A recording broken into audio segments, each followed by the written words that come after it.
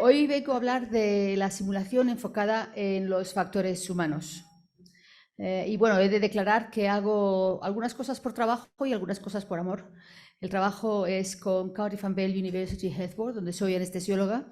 Esta institución está muy aliada con la Universidad de Cardiff, que es donde tengo mi título de catedrática honorífica. Y tengo también trabajo con la Universidad de Barcelona de manera oficial. Sin embargo, soy la directora de la Fundación TOC, o presidenta del comité, como lo llaméis, y eso es voluntario, así como mis trabajos con SESAM y con ASPI. Entonces, pensé, cuando hablamos de factores humanos, a veces tenemos una visión quizá un poco limitada, ¿no?, de lo que son los factores humanos, y pensé, ¿qué puede ser interesante para esta charla y para todos vosotros? Y una de las cosas que es difícil para mí es el saber cuánto sabéis, porque claro, yo vivo en otro sitio y en otro contexto.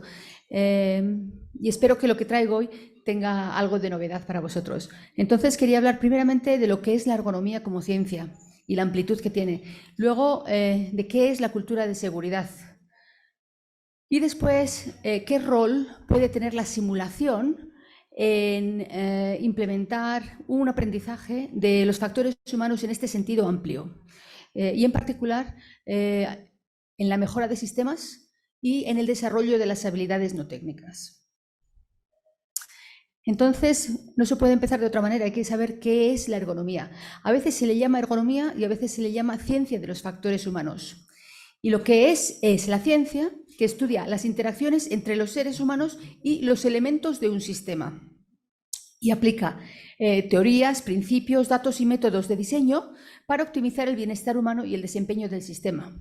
Entonces, esto a primera vista parece que no es tan amplio, pero es que sí que lo es, porque cuando hablamos de las interacciones entre seres humanos y sistemas, estamos hablando de las interacciones entre los seres humanos entre sí mismos, entre los seres humanos y los diferentes sistemas a los que pertenecen.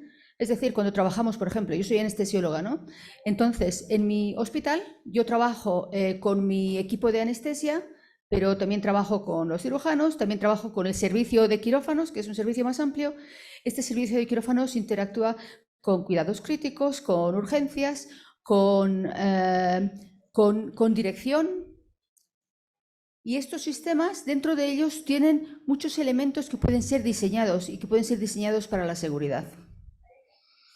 Hay un grupo en el Reino Unido que se llama el Clinical Human Factors Group, que produce unos trabajos excelentes y que nos guían un poquito a todos con respecto a cómo aprender acerca de los factores humanos. Y está liderado por Martin Bromley. Y me imagino que de Martin Bromley podéis haber oído hablar, porque su mujer, él era un piloto de avión, y su mujer murió tras una operación relativamente sencilla, y la razón por la que murió fue porque hubo una serie de errores humanos y de comunicación y de valoración de compañeros del equipo que quizá podrían haber ayudado a terminar las cosas un poquito mejor. Y este hombre, de una situación tan grave como fue el perder a su mujer y a la madre de sus hijos, decidió, viniendo de la industria de aviación, decidió que lo que había que hacer era mejorar la manera en que se trabaja en el campo de la salud, y se ha dedicado a establecer esta organización que es Clinical Human Factors Group. La verdad que es una persona muy admirada en el Reino Unido e internacionalmente. Perdón. Una cosa que dice el grupo de factores humanos es, tienen recursos gratuitos que se pueden acceder en su web, es muy fácil. Y una cosa que hacen es, tienen por ejemplo esto, ¿no?, que dicen, ¿cuál es la terminología que utilizamos en factores humanos habitualmente? Y esto me parece que es interesante porque un poco como que empieza a darnos la idea de la amplitud del tema, ¿no? Estamos hablando de organizaciones, de sistemas, de formación, de la fuerza laboral. Estamos hablando de individuos, pero también de equipos, de seguridad, de factores contribuyentes, de seguridad y salud, y de usar diseños centrados en la persona que va a utilizar los diseños o los productos. Y también hablan de herramientas y técnicas. Y esto, perdón, voy a coger un poco de agua.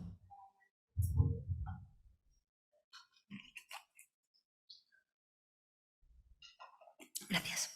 Y esto no es todo, ¿no? Sino que, por ejemplo, me gustaría compartir con vosotros que este grupo no considera que los factores humanos son únicamente responsabilidad del individuo, sino que tienen ejemplos de cómo las buenas prácticas en factores humanos se pueden desempeñar en equipos de dirección, en equipos de dirección clínica, en manejo y práctica de equipos, en apoyo al personal, en diseño y compra de instrumentos o equipamiento. Y todas estas cosas quieren decir que los factores humanos y el mantener unas buenas prácticas no es solamente responsabilidad del individuo y de los educadores, sino que a nivel de institución todos los miembros de esa institución tienen una responsabilidad. Quiero recordar al doctor Matthew Sargent. Era un psiquiatra que ha muerto hace muy poquito y compañero mío. Trabajaba en Gales y era parte del cuerpo ejecutivo de Clinical Human Factors Group. Y yo he aprendido mucho de él. Una de las cosas, esta es su diapositiva, le dije, ¿la puedo utilizar? Me dice, sí, sí. Tranquila, haz la tuya, pero no la hago mía, la hago suya porque merece la pena recordar que la puso él junta. Estas son todas las cosas que desde el punto de vista de factores humanos consideran que pueden ser influyentes. Estamos hablando de hablar cuando hay alguna preocupación, de los gradientes jerárquicos, de reconocer los errores al paciente. Es decir, duty of conduct es una cosa que en el Reino Unido se tiene muy serio. Y es que si ha habido algún error que puede afectar al paciente, esto hay que decírselo al paciente. Y es nuestro deber hacerlo así, nuestra responsabilidad que el paciente sepa qué es lo que ha pasado. El utilizar listas de verificación, el hacer briefing y debriefing, el reportar incidentes, el investigar, las quejas, cuando se reciben quejas, esto es parte de la imagen de factores humanos, ¿no?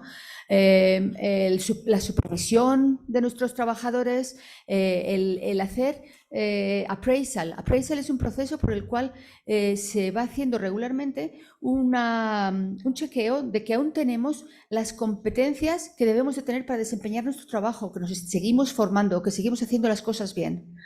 Las habilidades no técnicas, la seguridad psicológica, la experiencia, algo tan intangible quizá, ¿no? O tan difícil de medir, pero eso también es parte de lo que ayuda a manejar el cuidado de los pacientes en el día a día. La seguridad del paciente, la cultura, el bullying, todas estas cosas que quizá no consideramos en primera instancia como factores humanos son parte de la ergonomía, pero no solo estas, mira, aún hay más.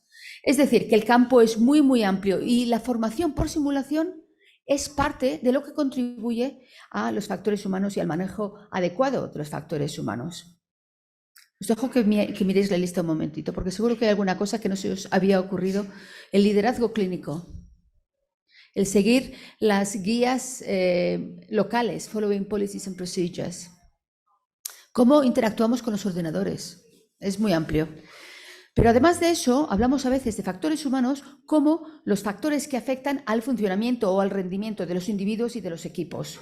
Y esto incluye el conocimiento médico o el conocimiento clínico y nuestras habilidades técnicas, pero también habilidades no técnicas. Estas habilidades no técnicas se están empezando a conocer como habilidades sociocognitivas.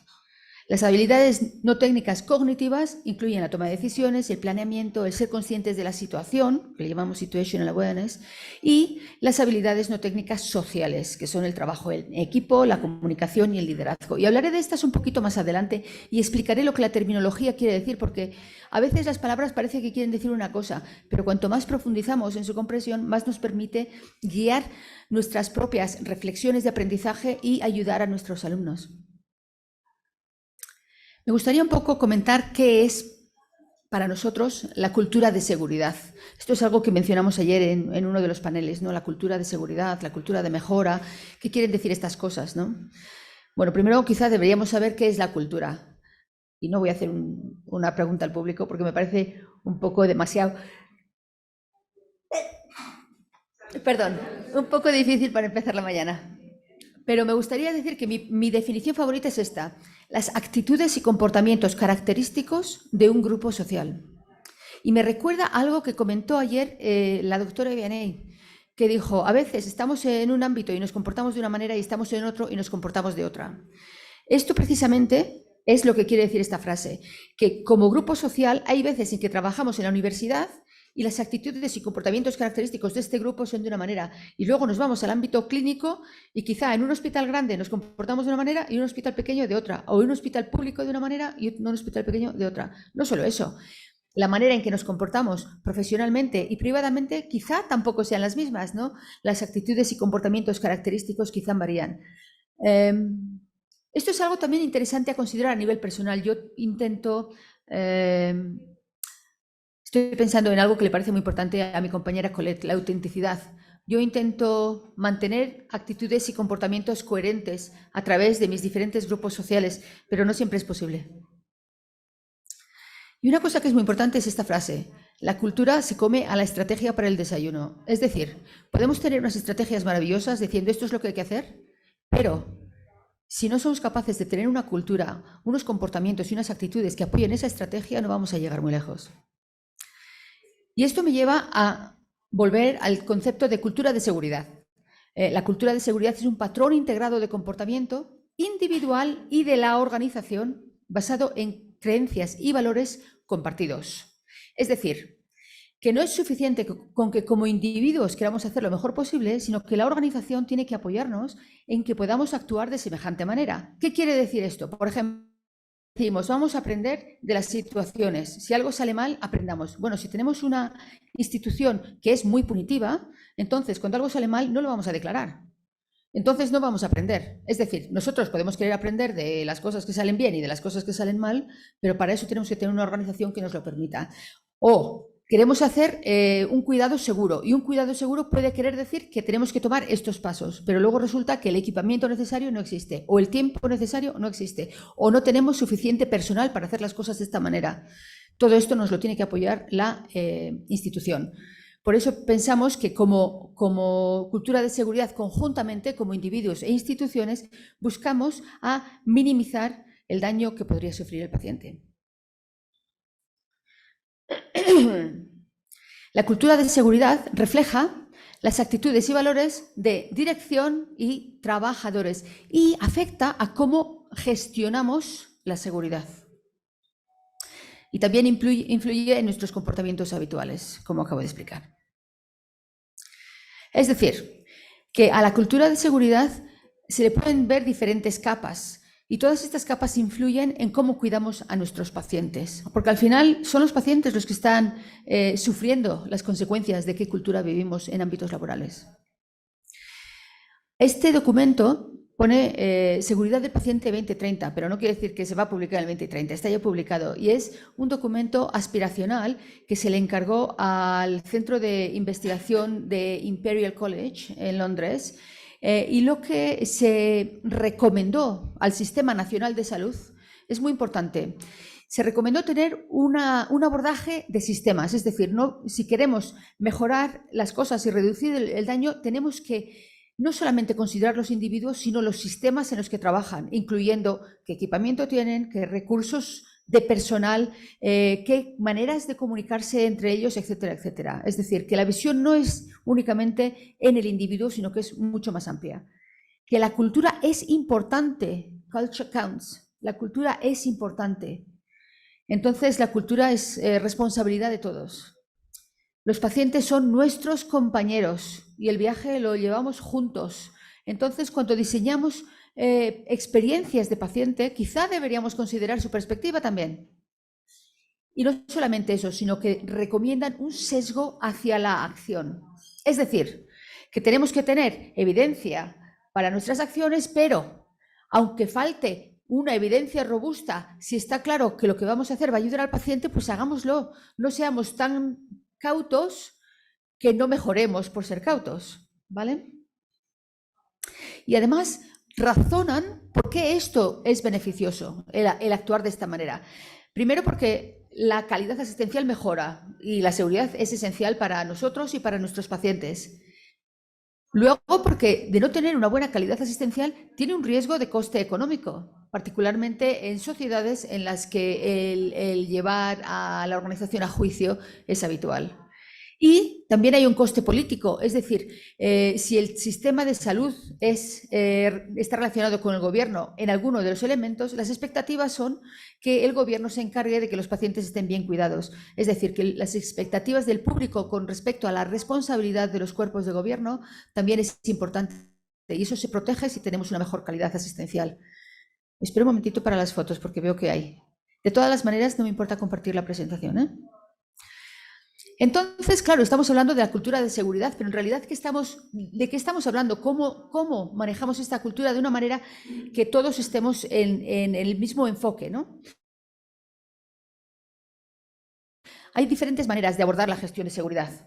Y entonces, esto es uno de mis artículos favoritos. Esto es el artículo de seguridad.1 a seguridad.2 que escribió Holnager y sus colegas en el 2015, no es que sea nuevo. Y lo que este equipo propone es que en nuestra vida laboral hay veces en que tenemos resultados no deseados y hay veces en que tenemos sorpresas positivas, pero hay un espectro en el que las cosas o bien salen mal, o salen bien, o salen mejor de lo que se esperaba, o salen de manera excelente. Es decir, no es que sea blanco o negro, ha salido bien, ha salido mal. Hay un espectro de cómo salen las cosas en nuestros ámbitos clínicos. Y de la misma manera podemos mirar a todo ese espectro de rendimiento y decir, podemos aprender del error. Bueno, debemos aprender del error. Y eso es la seguridad 1.0. Pero si solo nos concentramos en el error, nos perdemos mucho, porque hay muchas oportunidades de aprendizaje del resto de la variabilidad de nuestro rendimiento asistencial. No solamente eso, si estamos concentrándonos en el error únicamente, esto nos invita a asumir que si hacemos las cosas bien, salen bien, y si hacemos las cosas mal, salen mal. Es decir, que hay, como si dijéramos, una dicotomía, o bien o mal, pero como estamos ya considerando, hay una escala de grises, ¿no? Entonces, es importante porque si nos fijamos únicamente en el error, que es útil y lo tenemos que hacer, miramos errores activos y errores latentes, los corregimos, pero si miramos en la seguridad 0.0, si consideramos este abordaje, las cosas que salen bien y las cosas que salen mal a veces suceden de la misma manera. Es decir, tú haces lo que estás haciendo todos los días y de repente ha habido un pequeño cambio mínimo que quiere decir que el resultado no es el esperado, ¿no? Entonces, si observamos cómo actuamos diariamente y observamos de todo lo que estamos haciendo, qué puede contribuir a un mejor cuidado del paciente, cómo se puede mejorar las cositas un poquito, o cómo lo que hemos hecho, si ha funcionado bien, se puede repetir, porque es muy fácil dar por hecho, ha salido bien, sí, no pasó nada, bien, salió bien, pero igual ha habido una cosa que ha hecho que salga bien. Muchas veces la cosa que ha hecho que algo salga particularmente bien puede ser debido a un compañero al que no estamos dando valor, a un auxiliar, a un celador que nos ha traído el paciente un poquito más a tiempo. Es decir, que tenemos que considerar todos en el equipo cómo contribuimos a que las cosas salgan bien y valorarlo y apreciarlo y repetirlo. Esta perspectiva también afecta el diseño de la simulación, afecta a los objetivos de aprendizaje y afecta cómo diseñamos los escenarios y cómo los observamos y cómo hacemos un debriefing. ¿Por qué digo esto? Porque si tenemos un escenario con unos objetivos de aprendizaje y estamos buscando aprender del error y de lo que no es error, quiere decir que vamos a estar observando cuando tenemos, bueno, primero dos cosas. Primero, la tendencia que ha habido muchas veces, este participante parece que va bien, vamos a ponerle al paciente más malito. Yo lo he visto muchas veces, es terrible. Los objetivos de aprendizaje son los objetivos de aprendizaje. Lo segundo, vamos a hacer no que sea difícil para el estudiante el descubrir qué le pasa al paciente, sino que sea realista. Y lo tercero, una vez que alguien está haciendo una práctica muy buena, cuando vamos a hacer un debriefing no es únicamente ir a buscar qué se podía hacer mejor, sino por qué esa práctica ha sido tan buena, porque ese estudiante está haciéndolo muy bien, pero quizás los que están en la habitación observando no todos saben por qué ha salido tan bien. ¡Buah! Es que esta es súper buena, o es que bueno, un crack. No, pero hay razones por las que las cosas salen bien y tenemos que aprender a articular por qué estas cosas salen de esta manera. Entonces, el rol de la simulación en el manejo de los factores humanos y en la mejora y en la cultura de seguridad es muy, muy amplio. Me gustaría un poquito hacer referencia a un par de herramientas que os pueden ayudar en la mejora de sistemas. Primero voy a preguntar una cosa. Gaby, ¿cómo voy de tiempo? Bien. Vale.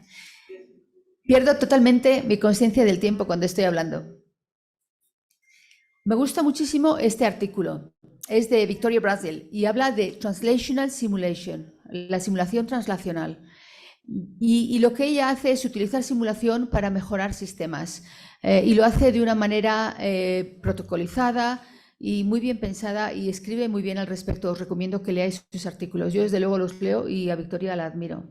Pero no es la única manera de considerar que la simulación se puede traducir a cambios de sistema. En el Reino Unido se ha publicado muy recientemente este artículo del potencial de transformación que tiene la simulación, y lo que hacen ellos es describir una serie de Is: la innovación, la mejora, la intervención, el involucramiento, la identificación, la inclusión y la influencia. Pienso que estos marcos de organización de la transformación nos ayudan quizá a considerar nuevas ideas o a considerar lo que estamos haciendo de manera diferente, y os invito a que los leáis. Una cosita más que os quería presentar. Este es un trabajo que he coordinado yo. Es un trabajo de colaboración entre Health Education Improvement Wales, ASPI con la H, y SESAM. Y es una guía una guía hacia cómo diseñar intervenciones de simulación tras eventos clave. Es decir, si tenemos un evento, esto nos pasa muchas veces, ha pasado algo en el hospital y nos dicen hay que hacer una simulación, pero ¿cómo nos aseguramos de que la simulación que hacemos es la respuesta adecuada? ¿Cómo nos aseguramos de que la respuesta adecuada es simulación? ¿Cómo tenemos que hacer un planeamiento de tal manera que utilicemos principios bien establecidos de mejora de la calidad y simulación conjuntamente? Bueno, pues esto es algo que el documento se terminó en marzo del 23 y está a punto de publicarse en las 3 websites. Si tenéis interés en el documento, hacednoslo saber y os enviaremos el link en cuanto que haya salido. Y como parte de este documento hemos incluido este framework que lo desarrolló David Grant, es el Prepared Framework. Esto lo utilizan para hacer simulaciones in situ para mejora de sistemas. No estaba, hasta ahora no tenían el copyright en ningún sitio, les hemos dicho, bueno, ponedlo aquí, hacemos una referencia a él y es uno de nuestros apéndices, pero en sí mismo es un documento maravilloso y os recomiendo a que lo miréis porque yo lo encuentro muy, muy útil. Bueno. Ahora voy a moverme a las habilidades no técnicas. Es un poco diferente porque estamos hablando, si os dais cuenta, cuando estamos hablando de sistemas, estamos hablando no solamente de los individuos, sino de los individuos, los equipos, en qué ambientes funcionan y qué otros factores hay que afectan su rendimiento. Cuando hablamos de las habilidades no técnicas o de las habilidades sociocognitivas, nos centramos en los individuos y en los equipos, en las personas. Y hablamos de marcadores del comportamiento. Los marcadores del comportamiento están muy bien descritos, son muy interesantes, son unos comportamientos específicos, objetivos y observables, es decir, que ni son actitudes ni son rasgos de personalidad, porque podemos tener la personalidad que tengamos, pero los comportamientos se aprenden. Es decir, yo soy de tal manera, tengo mis emociones, pero decido cómo actúo. Esto es algo que yo aplico mucho con mi hija. Tengo una hija de 17 años. Tiene una adolescencia difícil y se siente frustrada, las hormonas le pueden. Y yo le digo, mira cariño, digo, yo entiendo cómo te sientes, pero es tu decisión cómo te comportas. Es decir, el hecho de que tengas toda esta presión, que es el crecer, no quiere decir que me tengas que gritar a mí. El gritar es una decisión y el gritar es un comportamiento. Es decir, cómo te sientes, cómo eres como persona, no lo puedes cambiar, pero cómo te comportas, sí. Y esto es lo que mira los marcadores del comportamiento. ¿Qué es lo que podemos cambiar? Contribuyen a un funcionamiento superior o inferior al estándar y adoptan un lenguaje específico en cada campo laboral. Y nos facilitan la formación, la evaluación, la investigación científica, la implementación y regulación de medidas de seguridad y la comunicación durante briefing y debriefing. ¿Os resulta interesante como educadores de simulación? Para mí es fundamental.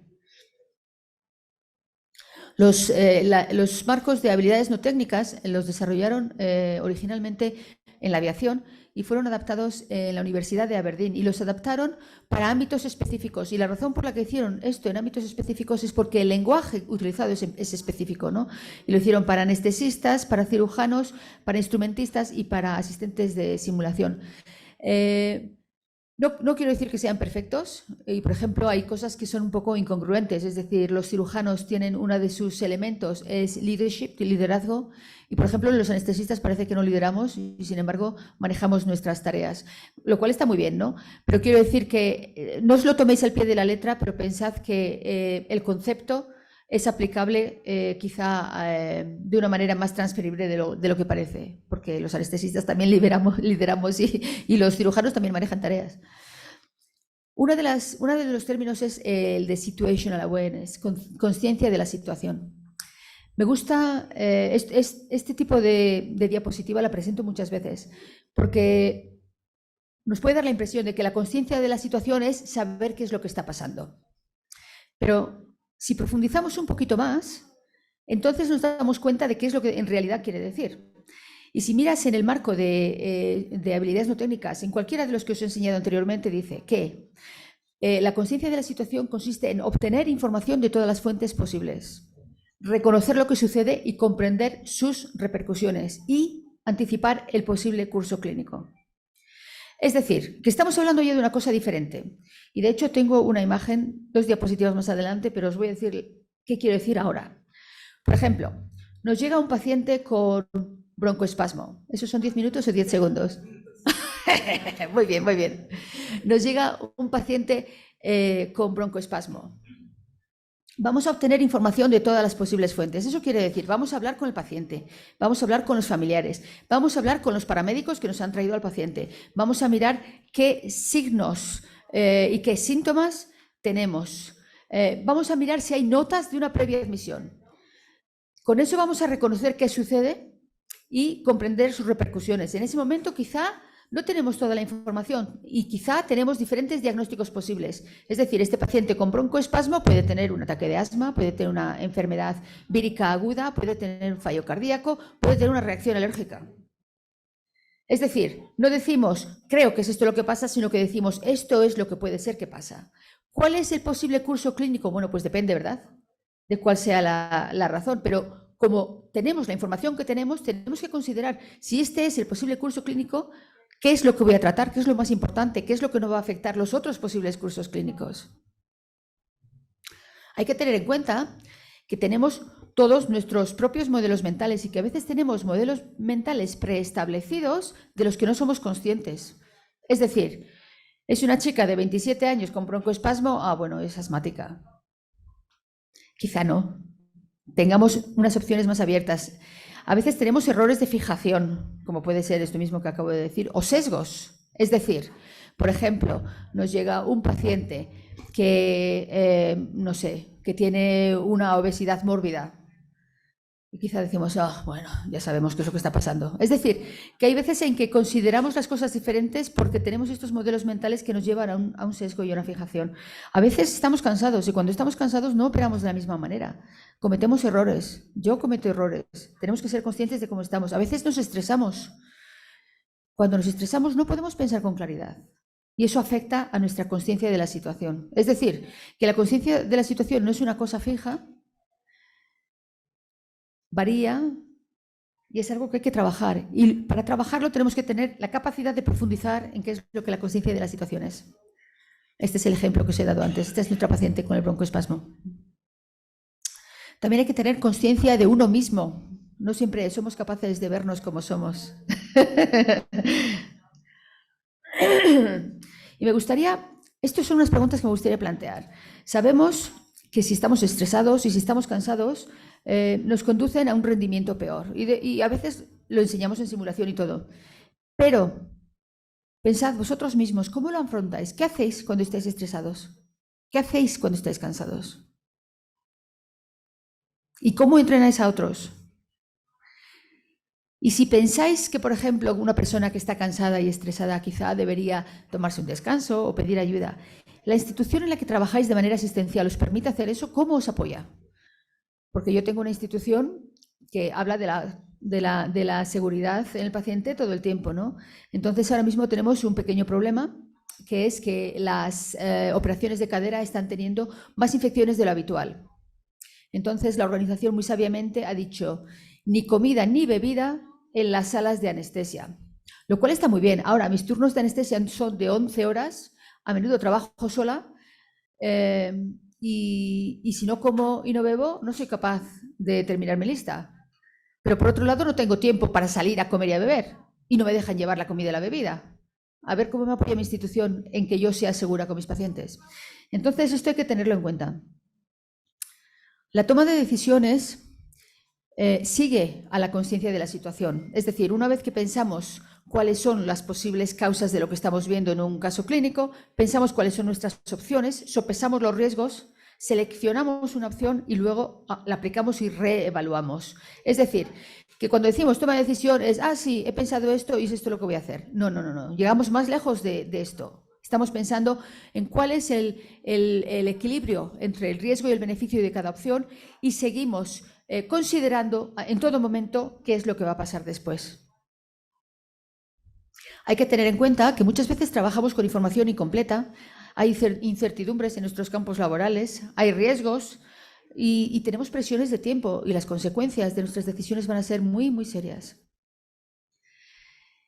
Lo mismo sucede con la gestión de tareas. No es qué tal has hecho la tarea o cómo de rápido, sino cómo has priorizado, cómo has planificado, cómo has utilizado los recursos que tienes a tu disposición.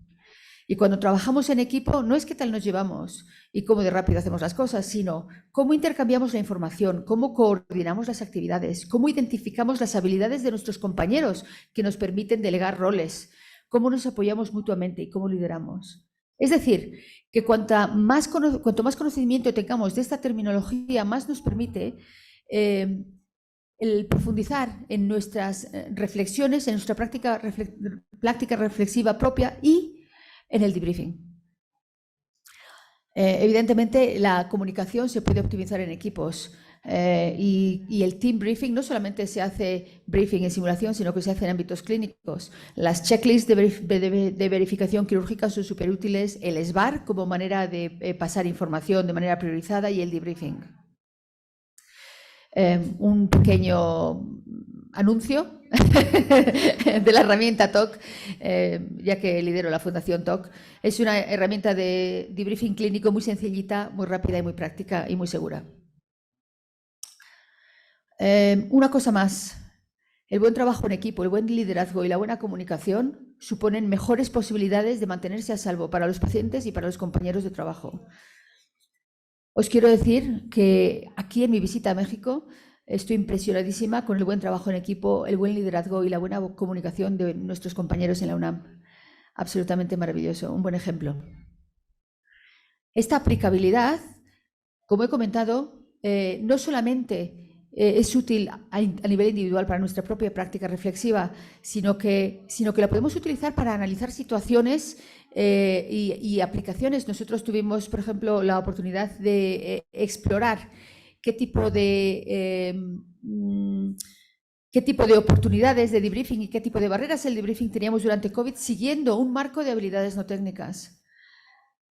En la simulación, súper útil, porque nos ayuda a planear los objetivos de aprendizaje y los escenarios de una manera muy específica y muy enfocada a qué habilidad no técnica queremos mejorar. Y evidentemente al debriefing nos provee de muchas herramientas. En resumen, la ergonomía es mucho más amplia de lo que parece a primera vista. La cultura de seguridad es responsabilidad de todos, individuos, equipos e instituciones. La simulación nos puede ayudar a mejorar sistemas y a mejorar habilidades no técnicas en los individuos y en los equipos. ¿Y si tenéis alguna pregunta?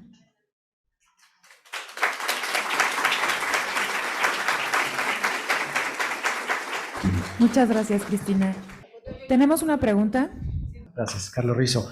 Dos cuestiones, si me permite. Primero, yo entiendo la cultura también como actitud. Entonces, ¿podría abundar usted en qué estrategias de simulación podemos aplicar para el manejo de la actitud personal en un ambiente laboral? Es decir, mucho de la seguridad es, a mí como decimos en México, hacen como que me pagan, hago como que trabajo. Entonces, ¿cómo manejamos esa actitud personal que no es necesariamente a partir del líder? Y el segundo, la mayoría de los administradores de salud, todo el mundo me imagino, son muy cortoplacistas, no tienen mucho la visión a largo plazo de calidad. Hablando de costos, por ejemplo, no me interesa ahorrar dentro de 20 años, dime cómo gano dinero hoy, y eso no es, creo yo, parte de seguridad. ¿Cómo manejamos a estos administradores de salud dentro de estas estrategias de simulación, por favor? Muy bien, pues son dos preguntas muy buenas. La primera pregunta, que es la de las actitudes. Quizá la manera en que yo lo plantearía no es necesariamente las actitudes, sino el profesionalismo, ¿no? Cómo somos estas actitudes y comportamientos que son parte de la cultura a nivel individual, quizá tenemos que considerar cómo nos comportamos como profesionales. Y para esto la simulación también es útil. Pienso que el poder está en las palabras que tenemos para describir, para articular y para enseñar qué es lo que nos hace un buen profesional. Tengo un sesgo porque acabo de escribir un artículo sobre esto que me parece súper importante.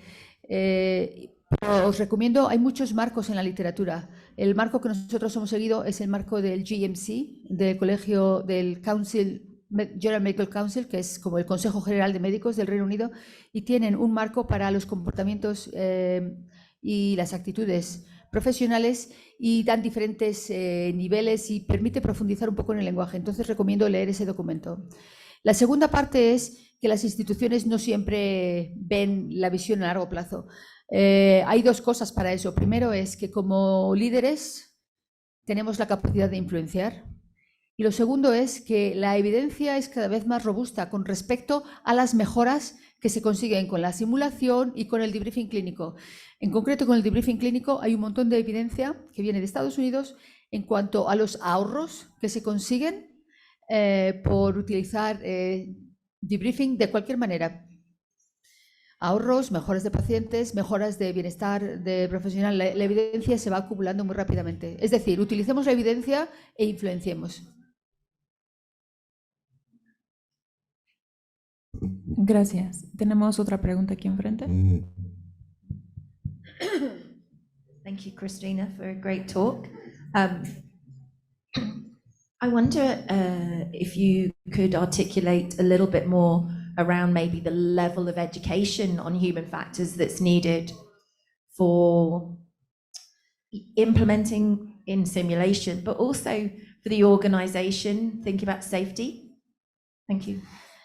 Esta es una muy buena pregunta, Colette, y una pregunta con la que yo me he debatido desde hace muchos años, porque pienso que un conocimiento mínimo de factores humanos es esencial para que trabajemos de una manera mejor y sigamos aprendiendo, ¿no? Y sigamos apoyando a nuestras instituciones. Sin embargo, ¿cómo establecemos este aprendizaje de factores humanos? Es muy difícil porque no hay una estandarización, no hay un curso, hay tantas diferentes maneras de percibirlo, hay tantas perspectivas y todas importan, ¿no? Entonces el unificarlo es muy difícil. Me parece que este reto quizá es algo que podríamos tomar a nivel de sociedades, porque tenemos la capacidad de llegar al público y tenemos la capacidad de proporcionar recursos gratuitos. Entonces, yo pienso que esto es algo a abordar con mucho cuidado, porque, como digo, la evidencia es muy variada, la literatura es muy variada, pero pienso que es definitivamente útil y me gustaría poder articularlo de una manera más práctica, pero no hay una guía práctica en la que te pueda decir, mira, usa esto. Como he puesto en la presentación, el grupo de factores humanos de Martin Bromley tiene unos recursos buenísimos y yo utilizo eso como guía general, pero no es la respuesta a todo. Buenos días. Adelante. La última Mucho pregunta. gusto. Adelante. Mucho gusto, Luis Muñoz de Guatemala. Creo que mucho de lo que usted habló es en grupos de trabajo que ya las personas son expertos o competentes, ¿verdad? Como los pilotos de aviación, que ya los ponen en el avión cuando ya están licenciados, ¿no? Entonces, desde el punto de vista de los factores humanos, todavía en el estudiante de medicina, ¿cómo podemos trabajar nosotros para manejar la frustración en entornos donde la educación todavía es jerárquica, autoritaria y donde se limita poco la discusión? Bueno, es una muy buena pregunta que tiene como 3 o 4 subpreguntas dentro. Entonces, primero, los factores humanos no son para expertos, son para todos. Lo segundo, pienso que tienen un rol muy importante en el grado. en el grado no de medicina, en el grado de todas las profesiones clínicas, enfermería, medicina, fisioterapia, radiología o radiografía, bueno, no sé cómo lo llamáis aquí, allí tenemos radiógrafos. Es decir, hay en cada profesión es importante tener un desarrollo del alumno en factores humanos porque eso luego les capacita para reflexionar. Y yo pienso que ahí está nuestra responsabilidad, en que podemos hacer esto. Las jerarquías evidentemente forman parte de la cultura y de la cultura de seguridad y no de una forma positiva. Y estamos en lo mismo, en que las culturas no son fijas, las culturas cambian. Y a veces se nos olvida de que la cultura no es una cosa que no podamos nosotros influenciar. La imagen esta que está a la entrada de este auditorio es de un señor muy importante con un cigarrillo en la mano, pintadito con su cigarrillo. Eso hoy en día no lo vemos. Aquí no está fumando nadie. Es decir, ¿cuánto tiempo hace que ha cambiado esto? Por ejemplo, y esto es una cosa muy sencilla, el uso del tabaco. ¿Cuánto tiempo ha cambiado esto? No es mucho tiempo. Otras cosas es que, por ejemplo, la cultura cambia de acuerdo a los recursos. Estábamos hablando de que los teléfonos móviles antes no los teníamos y ahora los tenemos todos. Es decir, antes había una duda y discutíamos. Yo creo que es esto, yo creo que es lo otro. Ahora no. Ahora decimos, vamos a preguntárselo a Google. Bueno, es decir, que los recursos que tenemos afectan la cultura. Y una cosa más, es que la cultura es responsabilidad de todos. Yo no puedo cambiar cómo tú te comportas, pero puedo cambiar cómo yo me comporto con respecto a ti. Y el modelaje que hacemos afecta y la manera en que enseñamos afecta. Es decir, que vamos creciendo, nos vamos jubilando, vienen las generaciones nuevas, cambiemos el pregrado, cambiemos la cultura nosotros mismos en lo que podemos en nuestro ámbito de trabajo, intentemos ser seguros, honestos, íntegros, apoyarnos los unos a los otros y todo esto es contagioso.